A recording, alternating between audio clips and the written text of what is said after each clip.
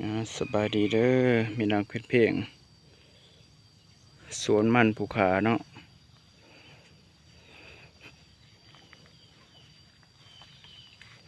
กำลังเริ่มจะใหญ่แล้วเห็นว่า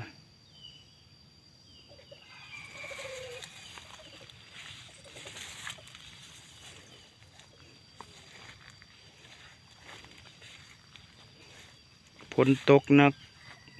คืนนี้ฝนตก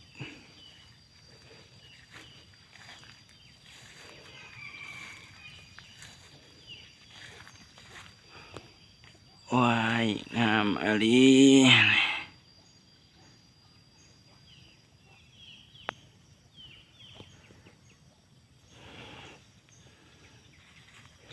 คอยน้องที่สวนมันต้น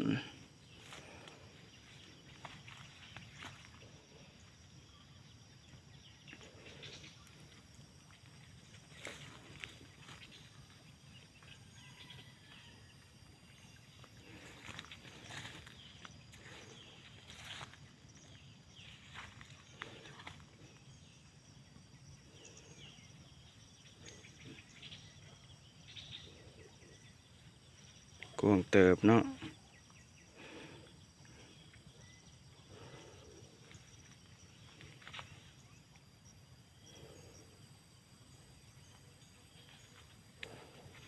ภาคเบื้องนั้นก็แม่นแต่ตัวนี้ยังกำลังขึ้นก็มีนะ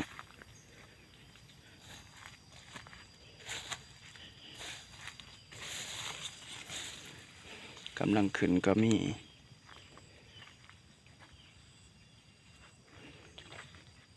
ทางนี้ก็กำลังขึ้นพอดีตุปุตะปะจึบ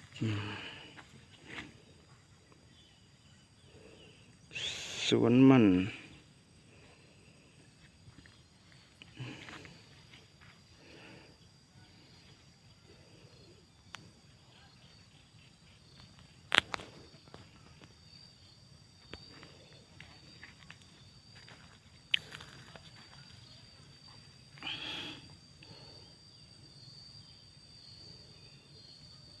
เป็นจะได้ทั้งภาคเหนือหรือว่าภาคใต้เฮาได้ปลูกมันอยู่บ่น้อ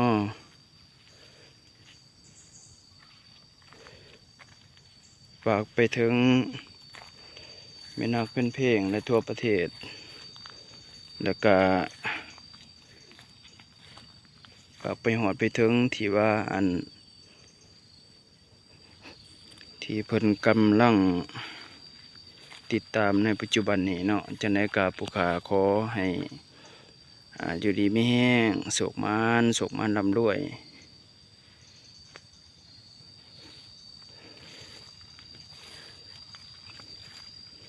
ก่อนอื่นก็ยังบ่ลืมมีนักเป็นเพลงเฮาเนาะนี่ก็มักม่วงแต่ว่าก็มันเบิดได้เนาะในต้นนี่ก็เบิดบางแล้วนี่ก็ล้นจนว่าหลายเติบเนาะจนเอาไปขายกับคนเขาบ่อยากซื้อความหมายที่ว่ามันหลายมักม่วงสุกมักม่วงกระสอบ้านเฮาบางคนเคยกินก็เอาแกนมันออกแล้วก็เอาเขายัดใส่ในเปลือกมันนี่เนาะกินม่วงสุก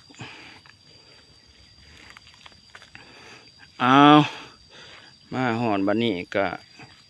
คลิปสั้นๆในเฮาก็จะได้อำลาพระจาก